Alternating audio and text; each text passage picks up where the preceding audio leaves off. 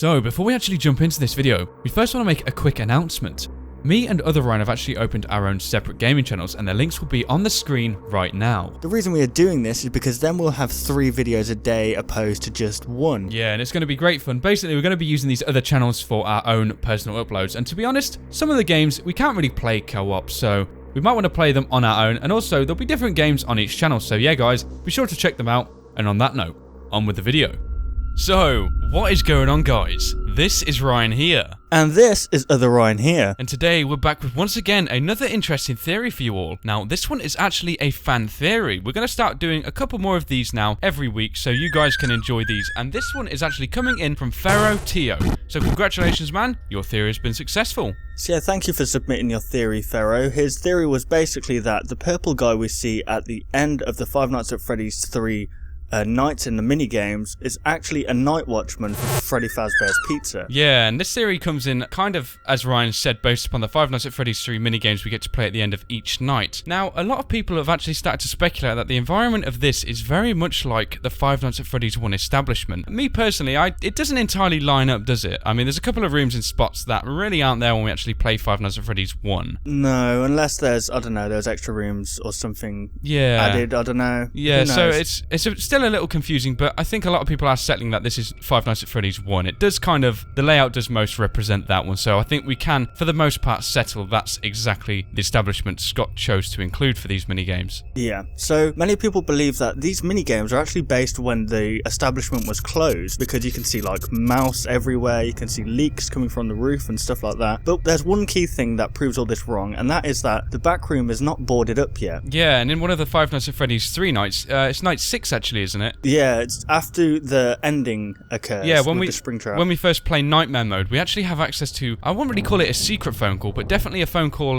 you'd have to work towards getting. And basically the actual phone guy says that the room was boarded up, and he basically says, don't tell family or friends. And it's just like, why are they being so secretive, really? It's like, yeah, it doesn't really make sense, and it's just the context of how he's discussing it. I mean, if he doesn't want anyone to tell family and friends, it's quite clear that the establishment is still up and running, isn't it? Yeah, because he actually says, you know, there's going to be builders inside the establishment boarding up a room, so this obviously suggests that the pizzeria was indeed open. Yeah, of course, and I just think it's a bit strange as well, just how secretive he's being over it, because you know, if a murder was to occur in like a normal establishment, you know, it'd be all over the news. You'd be like, oh, it's so sorry for the children's losses. You know, this will never happen they again. definitely wouldn't keep it secret, would they? Exactly, I mean, but the fact that they're keeping it a secret suggests that this may indeed be an employee for the company. Yeah, something a little bit darker, maybe, I don't know, maybe the phone guy, whoever he may be, discovered that one of the employees was actually manipulating one of the suits and committed these crimes, and it kind of actually makes me think that the phone guy's almost certainly the manager of the establishment, because, you know, if it's his business, why would he want it to go under? He would want to try and keep this business up and running and not let anyone try and bring it down, so that might be why he's trying to kind of promote everything, even though it's in such a kind of bad state, I suppose, with, you know, the murders of the 5 children and, you know, everything in this back room occurring that we actually see happen on night 5. Yeah, see, I was thinking that in Five Nights at Freddy's 1, he was just the head of the night watch, because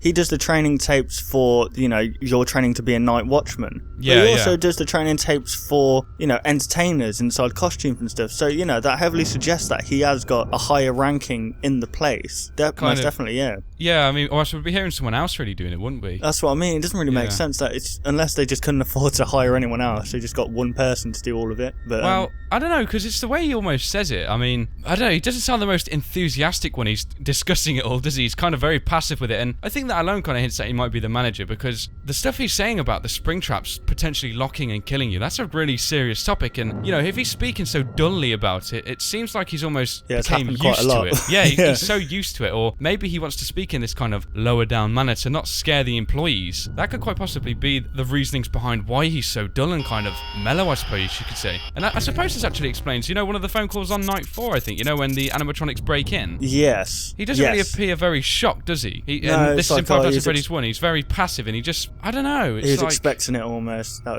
it was going to happen, yeah. And he kind of tries to cover his back by mentioning the animatronic heads and always wondering what's in those. It's kind of like, it's very strange. He just, even though it's almost like he knows he's going to die when he says, oh no, when they've all came in. Yeah, he doesn't really make much of a sound, does he? He kind of accepts it. It's almost like he just closes his eyes and he's like, okay, it's going to happen, let's just have it happen. Yeah, my time's up, that's it. Pretty much. But no, going back to the actual mini games at the end of each night, as we stated before, this could quite quite possibly be occurring whilst the establishment's still open. Yes. So therefore, there must be a night guard within the establishment taking care of the animatronics. So that highly could suggest, because if you go down to where the office is, there's actually nobody there. So if we were to suggest that this was happening at night time, where is the security guard? So that highly points the finger at this purple guy being either past night watchman or current night watchman. And we all know Mike Schmidt can be a very heavy candidate for this as well. Yeah.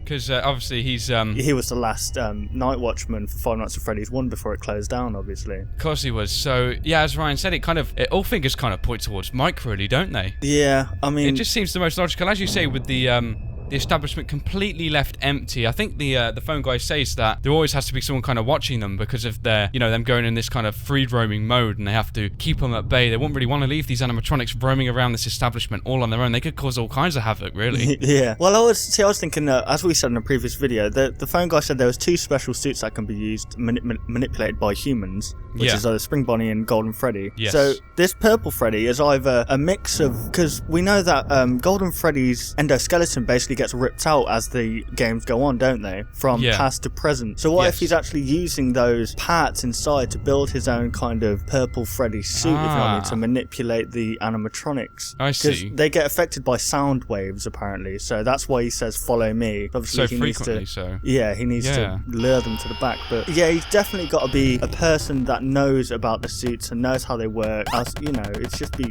shot in the dark, really, for anyone else. Yeah, how would he know kind of to do all these specific things, and they would all line up to attract these animatronics in such a way? Yeah, that makes perfect sense. I think, as you say, this guy definitely has some kind of large connection with the company some way or another. So yeah, guys, hopefully you did enjoy this intense discussion. Be sure to comment down below what you guys think on this topic. Thanks once again, Pharaoh Tio, for your submission. It was a great talk and actually got me thinking quite a bit. So yeah, thanks very much, guys. Hopefully you did enjoy, of course. And yeah, we'll see you on the next one. Goodbye, guys.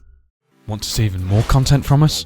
Consider liking and subscribing to ensure you'll see all content in the foreseeable future. And hey, why not check out our past 2 videos?